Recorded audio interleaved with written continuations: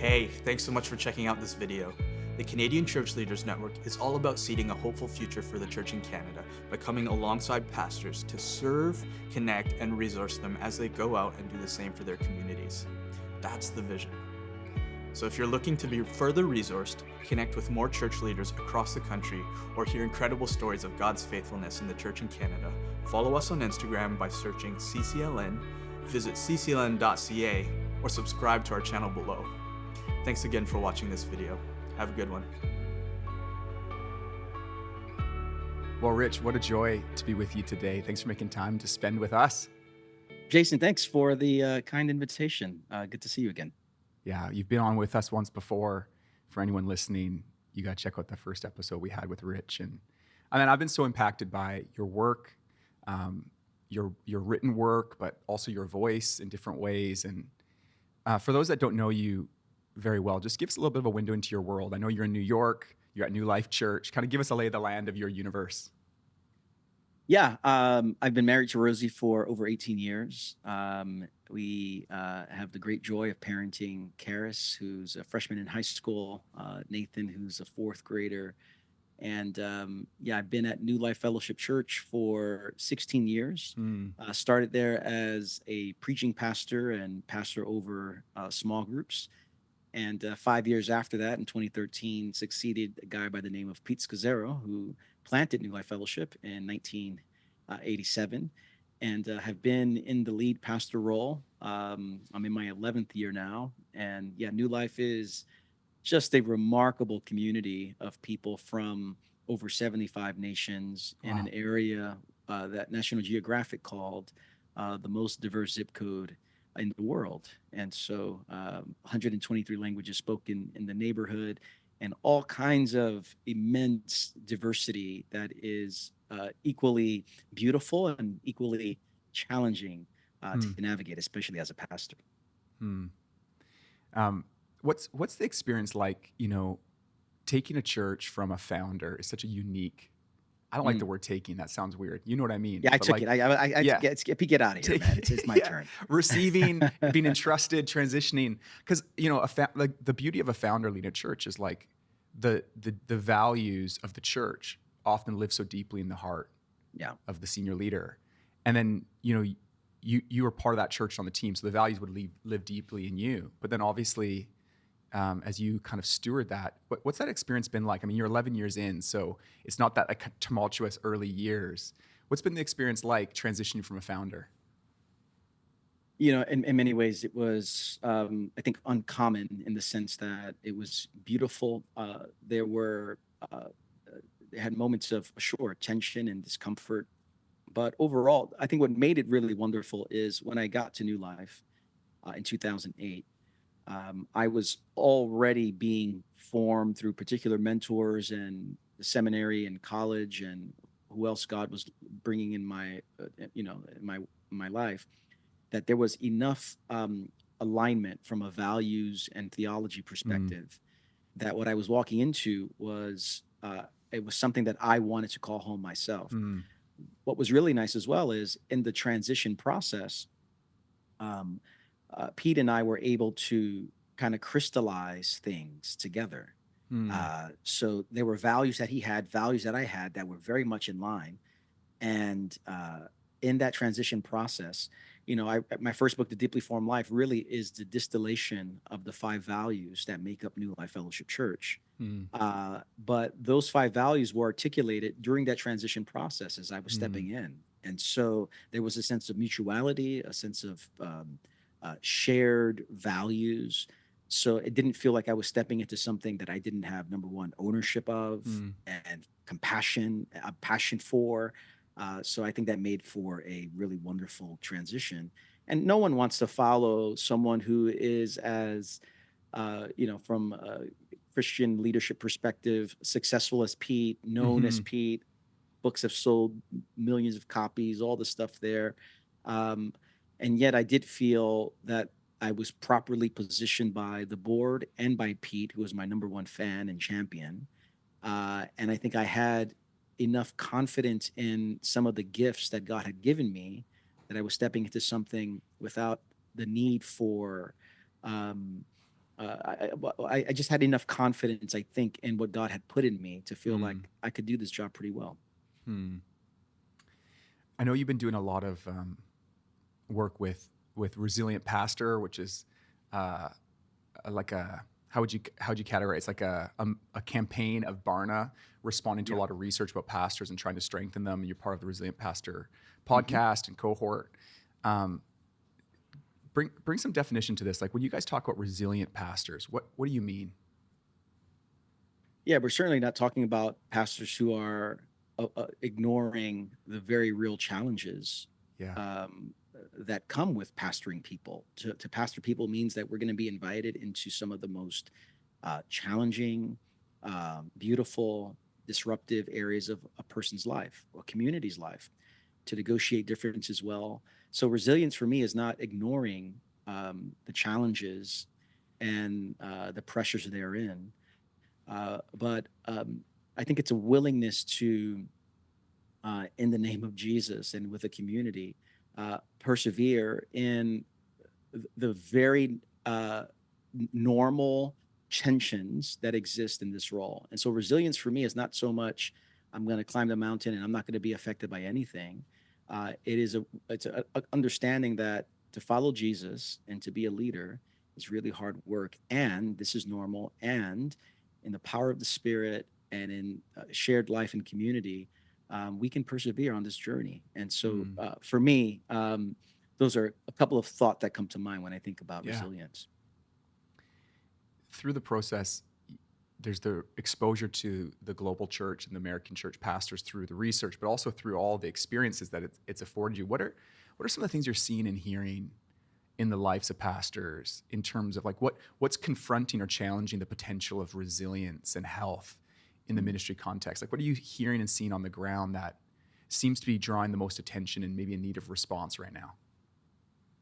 A couple of things come to mind, and part of this is very fresh because on a regular basis, I make myself available to pastors around the country.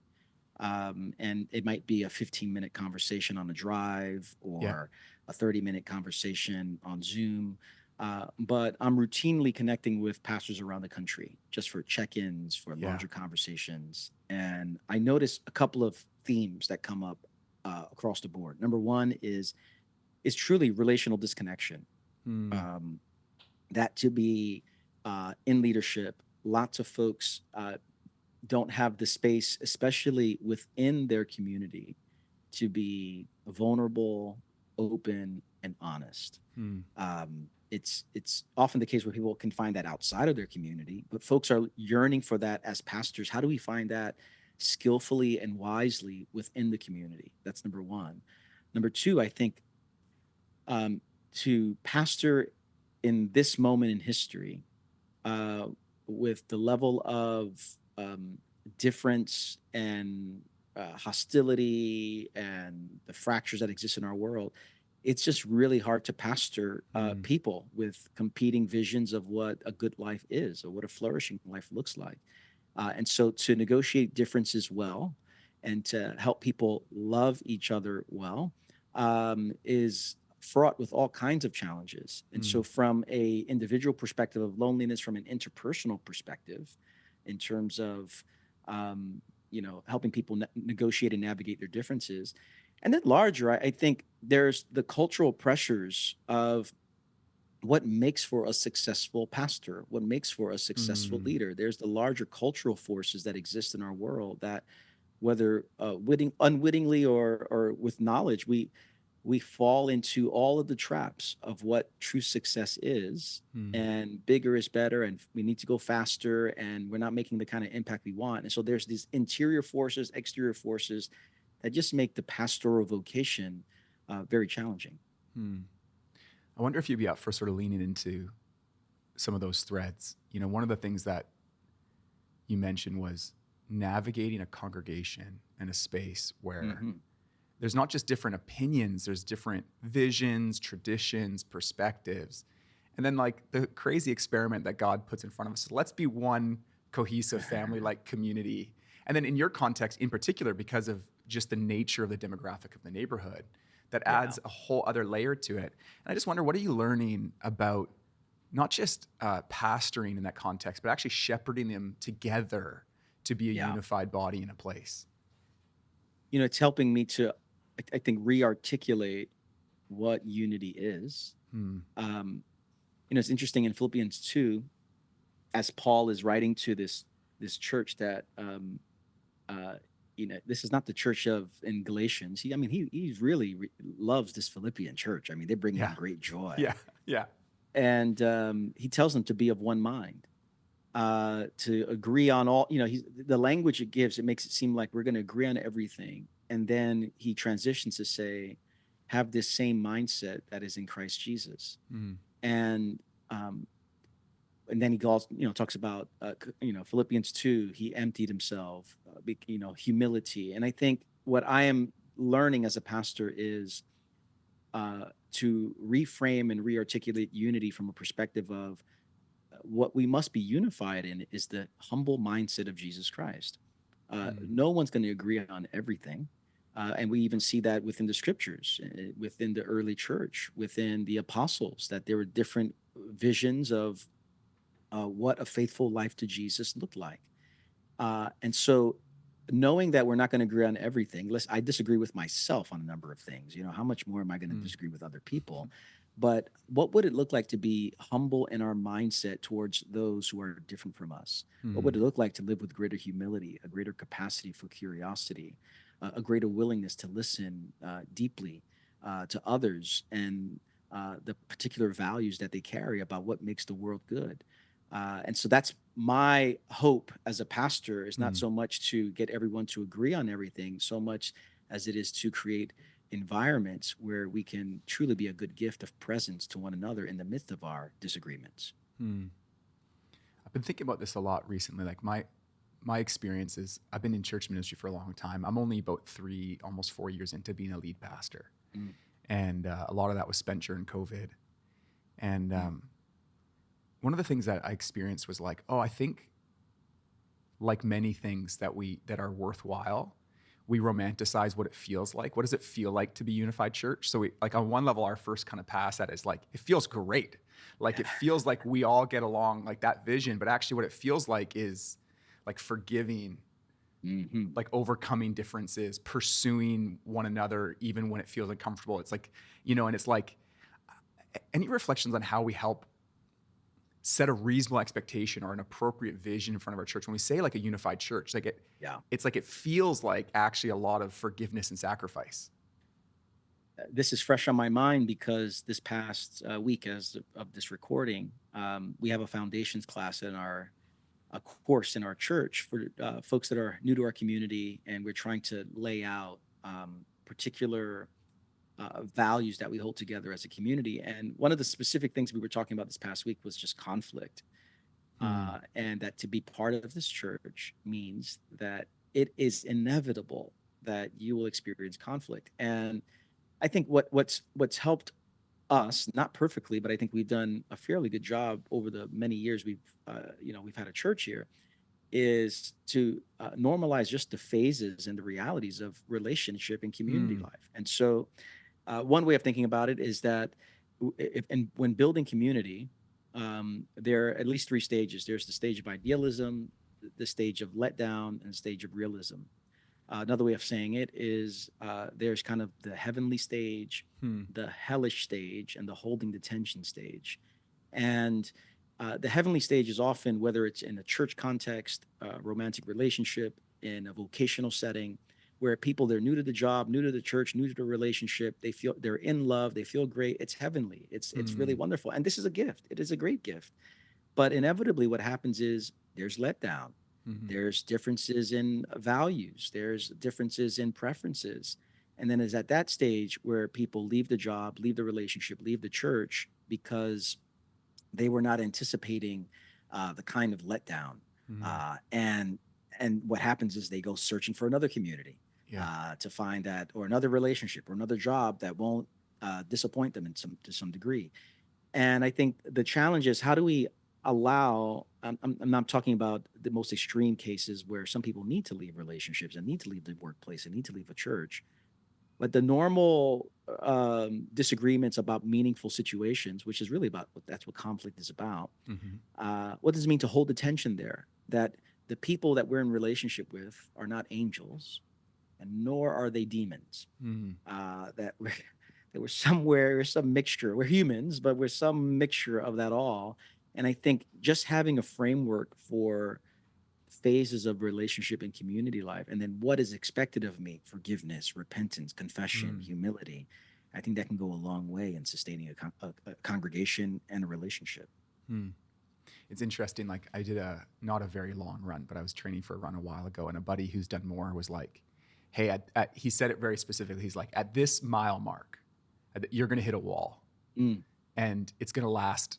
You know, he was so specific. He was like, it's going to last. He was like, it's going to last, you know, almost a full kilometer. Like it's going to last. And then you're going to catch a second wind. And I remember hitting that wall, and not on the exact time, but like hitting that wall that he described and having his voice in my mind going like, oh, I knew this was coming and this won't last forever. And it's just this idea of like, somehow and this is the challenge is like with church, I'm thinking a lot about this, is like you've got people that have been with you for years, people that have been with you for weeks. You've got people who have never been to church before, who grew up and were discipled in a different church because maybe they moved to the city or whatever, you know, as people move and change. And all this stuff is happening, and somehow we need to have forums and space to talk about like, and so I'm so interested in you describing this idea that you're like, hey, we want to speak to conflict almost before it happens. So is that something that's coming up like for you practically in like next steps? Are you preaching into that? Like, or like, you know, how do you actually seed that into a congregation that's ever changing? I think I think we have various spaces of community life on a pathway where people, whether they're new to our church, whether they've been coming for a while, where this is a significant part of our formation as a community. It is the naming and normalizing of conflict and difference. And when you have a community like ours that's, you know, 75 nations represented, multi-generational, multiple expressions of socioeconomic realities, you're going to have more opportunity for conflict in our context probably than anywhere else. And so it's our way of saying we are going to anticipate, kind of like your friend did. We're going to prophesy what's going to happen and say, at some point in your journey, you're going to bump up against someone who does not see something in the same way you do. This should not be means for concern.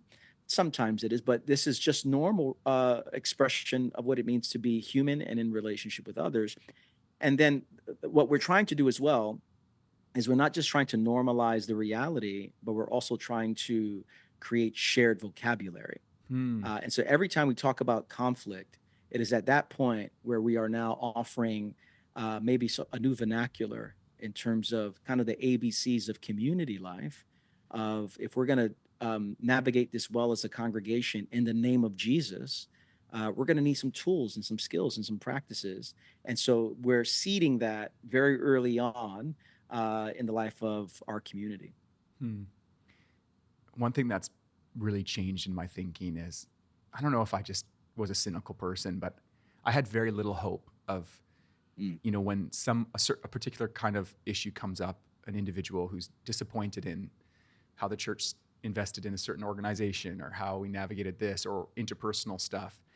There was a part of me years ago that was kind of like, had very low hope that we could sit down with those people, that we could prayerfully reason and actually find a measure of resolution. But what's been just radical for me in my experience the last couple of years is like how often God actually is willing to. It's still probably 50-50 success rate. I don't want to overstate it, but like I'm blown away by it's like, I think my own insecurity, sometimes my defense mechanism goes up like, okay, this isn't going to go well.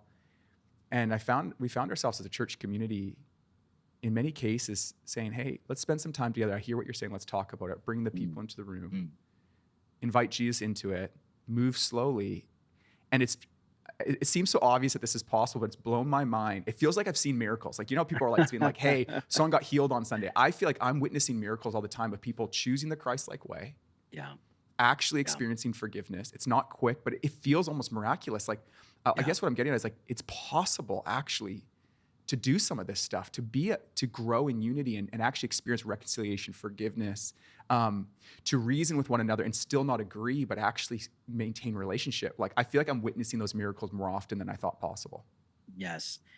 A couple of thoughts on that, because I think you're spot on with that. The question is, why don't people do this more regularly? Yeah. And I think on one level, you know, Kurt Thompson wrote a beautiful book called "The Soul of Shame," and I never forgot one line that he said around shame that I think applies as well to feelings of anxiety, where he said shame is really about someone says to themselves, "I don't have what it takes to tolerate this moment," Hmm. and I think the same applies in many ways for feelings of anxiety. That when it is time to have a conversation with someone, but the story that people tell themselves is, "I don't have what it takes Hmm. to get through this moment." And I think if we can begin to say, no, that's, you can get through this moment. You can tolerate this moment. You're going to be okay. Will it be hard? Yes, but you're going to be okay. You're not going to die after the conversation. I think that helps to at least position people a bit more effectively to actually show up in these spaces. Hmm. Secondly, to actually do this kind of work is it is a conscious way, whether people say it this way or not, of rejecting the sin of the ninth commandment, to Hmm. bear false witness against one another. It's often the case, you know, the language we use is often marked by puzzles, like curiosity, like when something happens uh, that brings within me a sense of anger, frustration, disappointment. I could do one or two things. I could come to all kinds of assumptions and conclusions about someone, and then sin against them in my heart as a result. Or I could have a conversation with them that checks my curiosities, my assumptions, my puzzles in such a way that does not have me go down the road of telling a story about this person, which Hmm. leads to a particular judgment about this person. And so, even to come up to someone and say, hey, I'm puzzled, or I'm curious as to why you didn't respond here. Is that something? Can you help me understand? We can cut our sinning in half by 50% Hmm. if we began with something along those lines, as opposed to what typically happens. We don't check our assumptions. We come to conclusions about people. We tell a story. It leads to all kinds of judgment in our hearts. And then that's the erosion of community. And Hmm. so I think to do what we're doing is really a way of not bearing false witness against someone in our own minds and hearts. Hmm. You know, it's interesting. Like, I think sometimes we maybe underestimate how much, and it could just be my particular stream of the church or my influences, but like how much, like we talk a lot about the consumer church, and as pastors, we often talk about like it is like like in a kind of frustrating way towards consumer Christians who come to our church.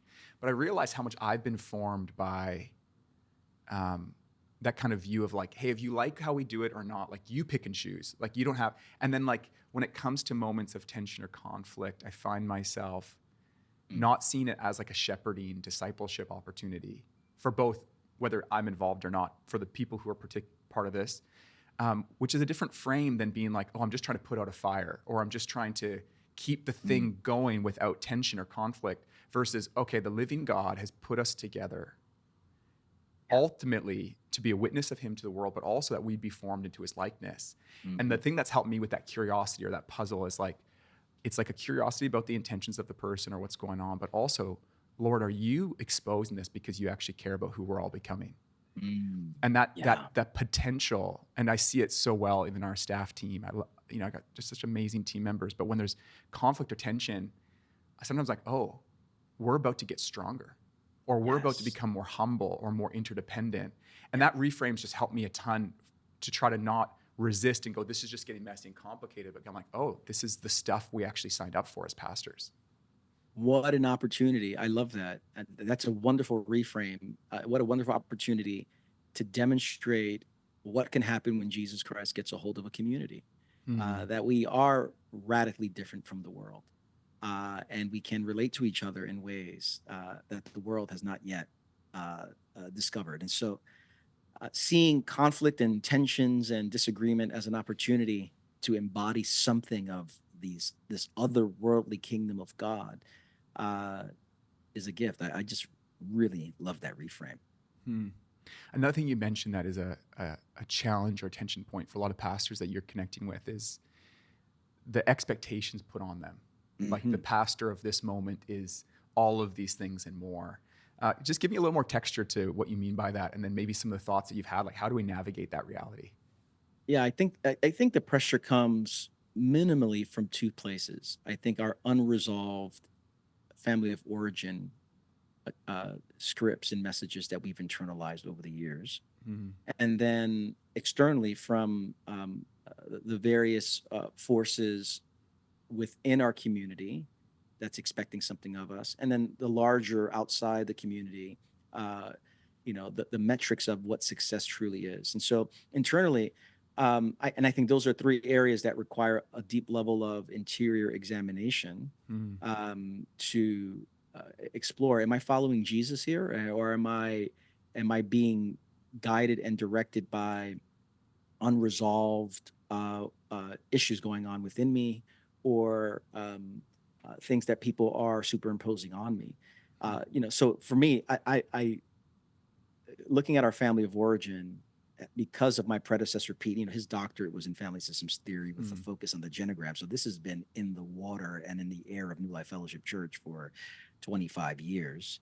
Um, and so whenever I'm feeling pressure, anxiety, distress, especially if it feels disproportionate to what's going on, I often have to ask myself, what's the story I'm telling myself that usually probably emerged from a family of origin issue, Mm-hmm. and what is the invitation of the gospel and God in this moment? But I think it requires a level of interior examination. I think it also requires a recognition that lots of people have expectations of us, Mm-hmm. and there are legitimate expectations, and there are expectations that are not legitimate. And an expectation is truly only legitimate when it is conscious, spoken, realistic, and agreed upon. That's when an Mm-hmm. expectation is truly legitimate. But I think it's recognizing um, people have competing visions of what makes for a good church and what makes for a good pastor. And it is at this point where hopefully I am listening carefully and discerning, who am I and who am I not? I mean, John the Baptist has become one of my favorite characters in the scriptures because of this. He recognizes who he was. Who are you? Are you Elijah? Are you this? Are you that? Are you the Messiah? He's like, I am not this. This is who I am. And I think pastoral ministry and leadership requires a constant rearticulation Mm-hmm. of our identity. Who am I not? And who am I? Who did God make me to be? And who did God not make me to be? And then the larger, I think, just the air that we breathe around metrics of what success is, that in the Western world, bigger is better, faster, the fastest growing churches, the biggest churches. I mean, these are the things that really uh, get celebrated in our culture, especially and within the church culture as well. I think that the larger question is, what's God's definition of success? And God's definition of success looks radically different from person to person, Mm-hmm. because every person is unique in their own journey and what God is trying to accomplish through them in that space there. And so, how do we think about success? How do we think about expectations of others? How do we think about our family of origin issues? I think these are some of the ways that we must pay attention to ourselves and to the world around us to pastor and lead faithfully. This might be too personal of a question, but like for you, when you have that moment, and I don't know what your experience is, where you feel like the anxiousness of an expectation, whether it's internal or external, and you're like, you feel that elevate you, or whatever it might be. What are some of those areas for you that you really wrestle with? It goes like, hey, I sense that my congregation wants me to be blank, or my staff wants me to be blank, but I'm not that. Like what is some of those areas for you that you've had to actually wrestle with and say, hey, I want to grow in that area, but that's just not me to the core, or whatever it might be. Yeah, there's a couple of things that come to mind. I mean, um, some in our congregation want more vision. Where are we going? Where are we Yeah. going?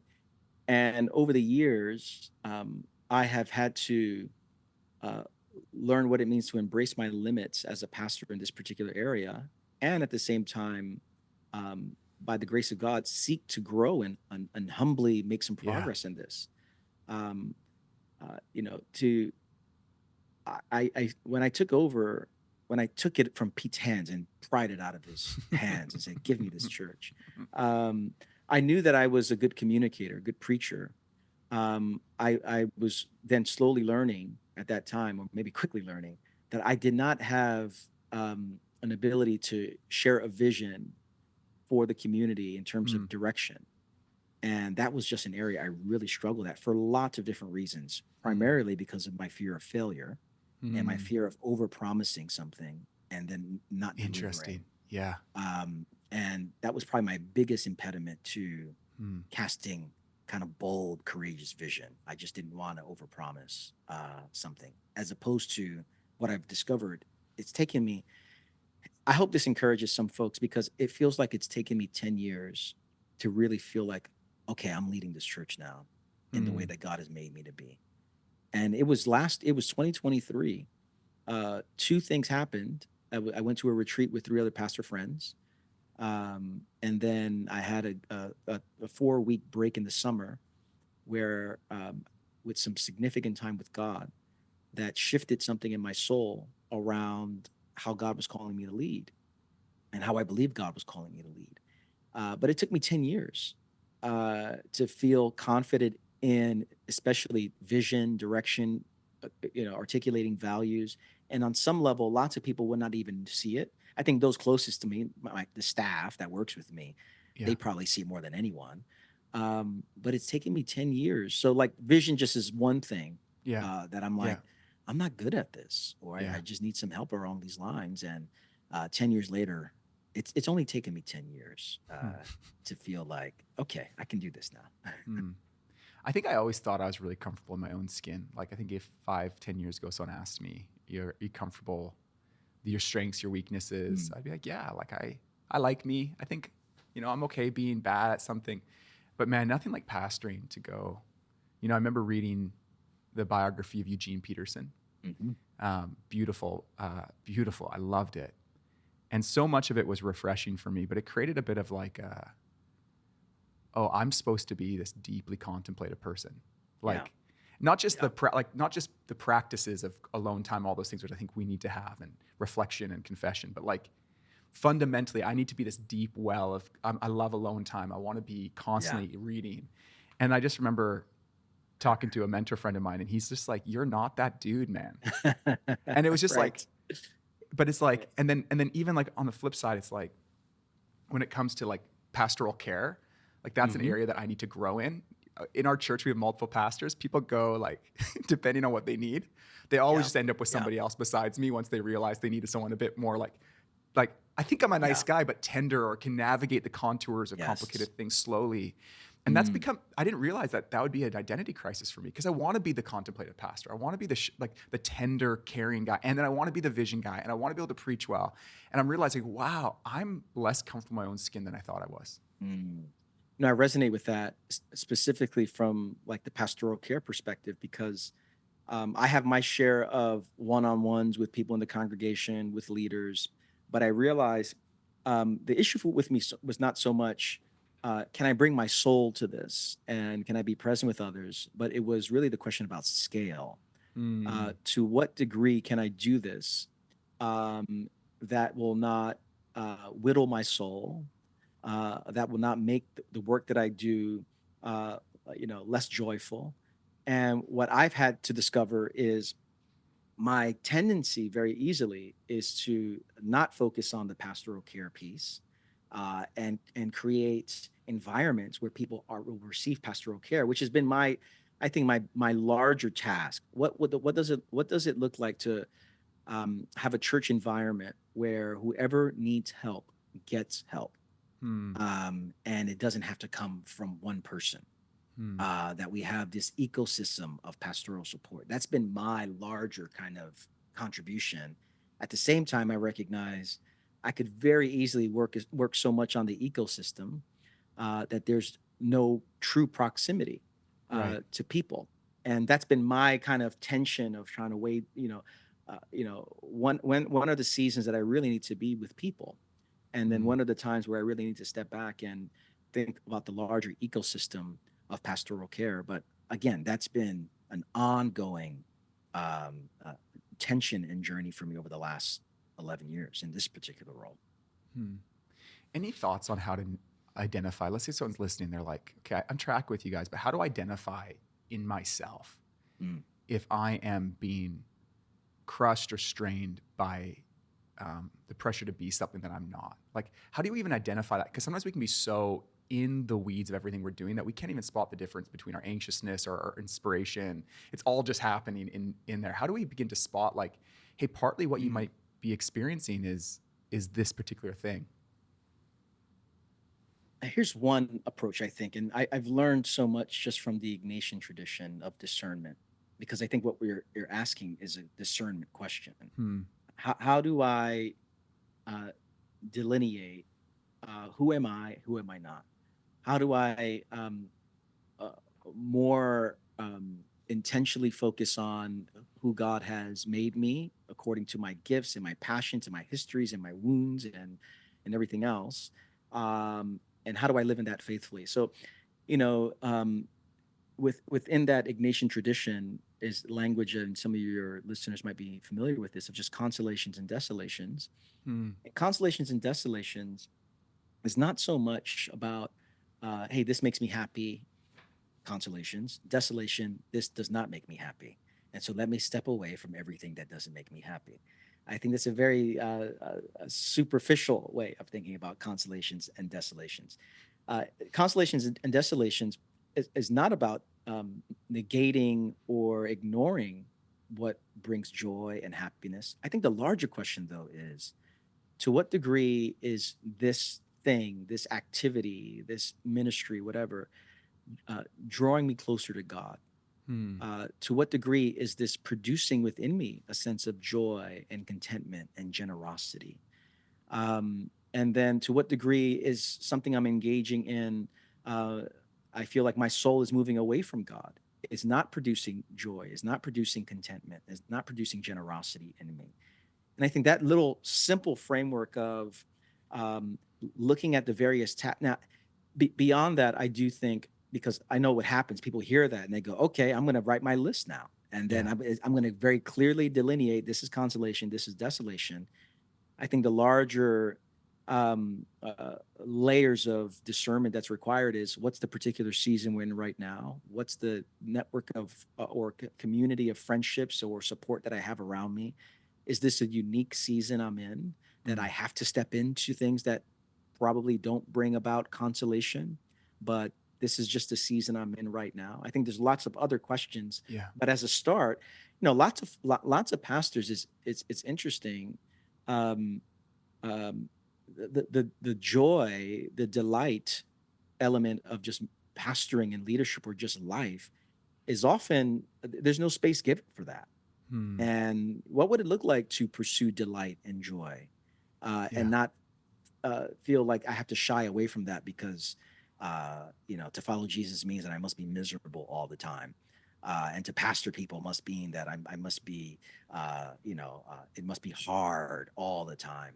Yeah. But to distinguish it, I think the consolations and desolations could be a good place to start. Hmm. Thanks for sharing that. I'm struck by that note at the end there you made, just about, where is their delight? And it's interesting because so much of the thrust of even this podcast and likely the work of Resilient Pastor and CCLN, these things, is like, let's acknowledge the challenges and bring like some measure of comfort and support for pastors. And then I think there's another part of it though too. It's like, what an amazing thing we get to do, Yeah. that we've been included in. And I think I'm just convicted freshly in this moment to go, how do I create even habits, rhythms, practices Mm. that allow me to acknowledge just the delight in, I get to walk with people in their pain, or I Yeah. get to open the word in the midst of the city of Vancouver. And I don't savor that. I guess that's what I'm Mm. saying, is like, there's some beautiful things.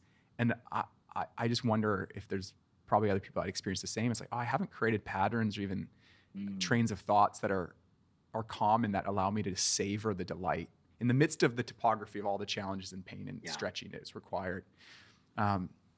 Any thoughts about how we could cultivate more delight in this work we have? One thought that comes to mind is, and I would be lying if I say, Jason, I do every week. This is part of my rhythm here. And yet I think that this is something that comes to the surface weekly. I think Sabbath keeping is an opportunity to look back at our work with joy as pastors. When God rests on the Sabbath, and then he looks back at his creation. This is very good. There's joy, there's delight, there's great pleasure. And as pastors, you're absolutely right. We get this sacred, holy responsibility of journeying with people in some of the most meaningful moments of life, whether through the ups, through the downs. What a privilege this is. We get the great pleasure and holy task of, to your point, opening the scriptures and helping people to live within the reality of God's um, uh, available presence right now in the kingdom of God. We get to offer words of hope to the world around us. I think the Sabbath. What if, as we begin, assumes, Jason, that people are actually keeping Sabbath with a rhythm that's sustaining. But let's just say, for me, my Sabbath begins, 6 p.m. on Friday, typically. That on Friday, as I begin to start my, dinner or before I go to bed, I look back, kind of like within a weekly examine, to use another Ignatian kind of category, and say, these are the things that I'm really grateful for, the things that are producing delight and joy in me. Let me just name the things. Every night when I pray with my son Nathan, we have a brief conversation, and sometimes this just gets perfunctory, but there are often times when we look back at our day and we just name the good. And this almost every night, where we're just naming, we had that good meal, and you played at the playground with your friend Kyle, and you had some time to play outside, and so we're just naming, and then, okay, Jesus, thank you for the gifts. I wonder if there's a weekly rhythm where something like that could happen, that can begin to change the way we think about ourselves and the work that we do. I love that. I mean, it's like we parent our kids that way. Like, hey, because our kids can have, like, we could take them to Disneyland, and then they could, like, have something like they're not allowed a treat before bed, and they're like, this is the worst day ever. And you're like, no, let me show you. Let me help you see. I think I wonder if we need to Yes. parent our own souls a little bit as pastors, to go like, okay, Jay, slow down. This Yeah. week you got to pray with that person. Yeah. This week you got to blank. And Yeah. that's pretty special. And I just received that invitation from you, man, as like, I'm trying to build in my head this, like, what is a rule of life for pastors in the modern age? Because I love the increase in the conversation of rule of life. And I think there's a baseline that we can share in a community and broadly. But I wonder, what are the practices that are contextualized for the pastor? And it's going to be unique to each person, and, practices of confession, practices of friendship. But what is, like, the examine for the pastor?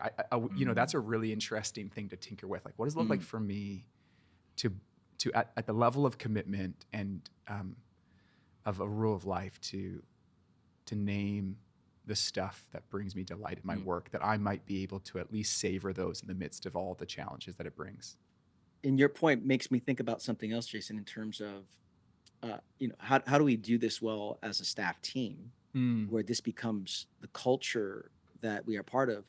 And one thing that I would say I inherited from Pete, and I've tried to expand, is at our staff meetings. We just did one yesterday. We had an all staff meeting, and the first Tuesday of each month, we spend time doing three things for about 30 minutes to name appreciations for celebrations, and where's God at work in the life of our church, that you want to just pause and say, this is where. And so I usually give folks 2 minutes to say, hey, let's think about your ministry area, think about the people in this circle, think about people that we're in relationship with.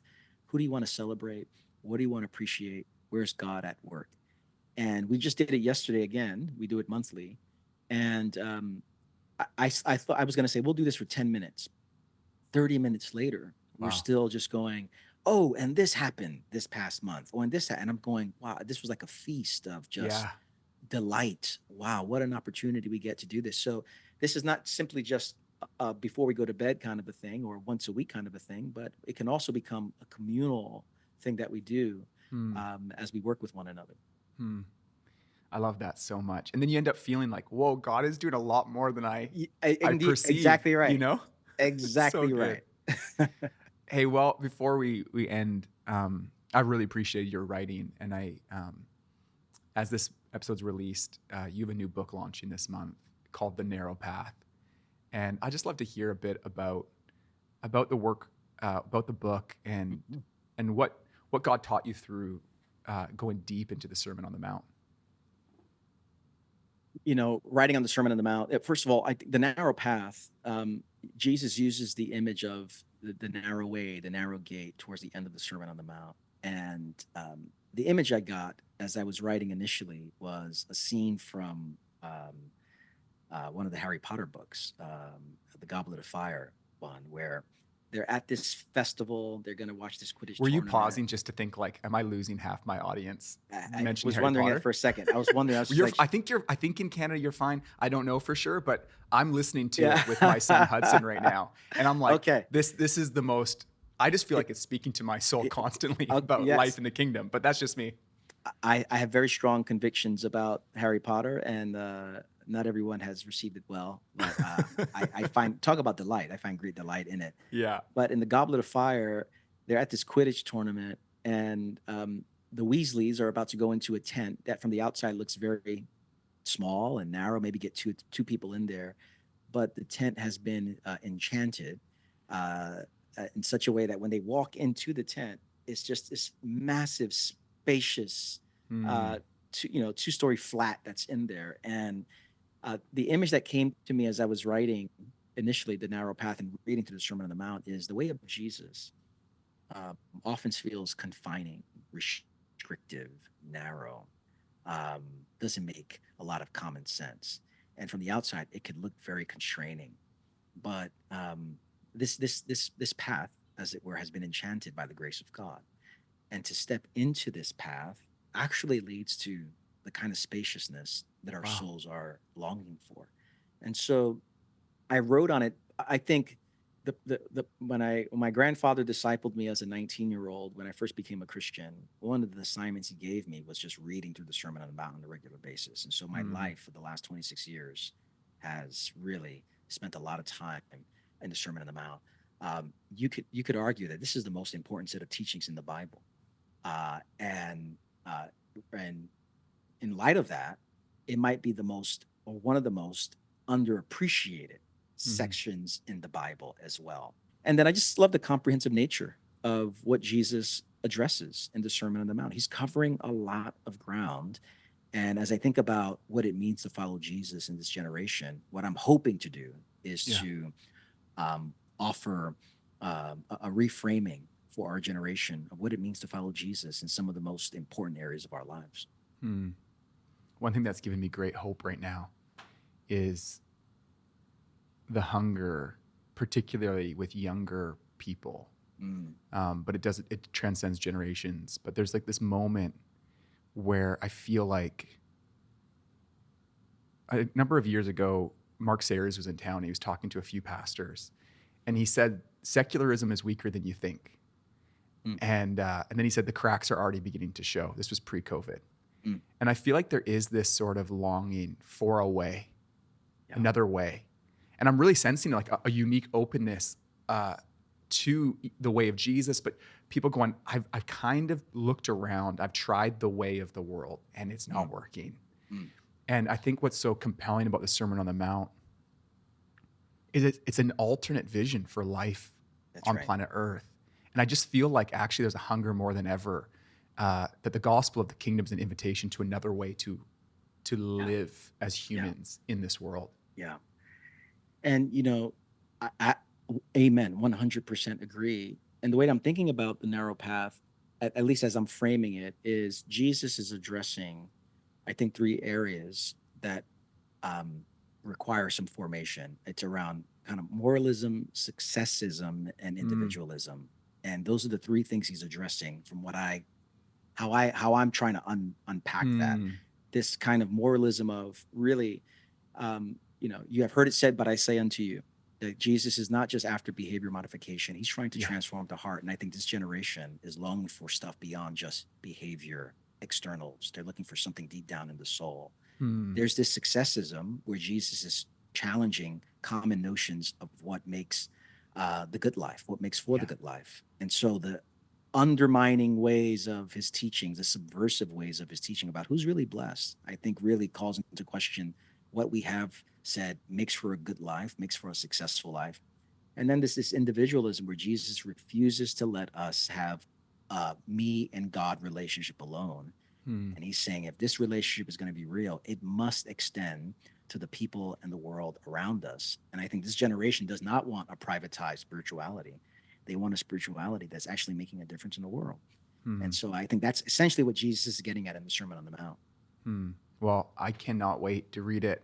And I'm so grateful for your time today, for the way that you're sharing what you're learning in ministry and in your walk with God with other pastors and making yourself available. It's a great gift, and we're so grateful. Thanks so much, Jason. Love the work that you're doing and really appreciate this invitation.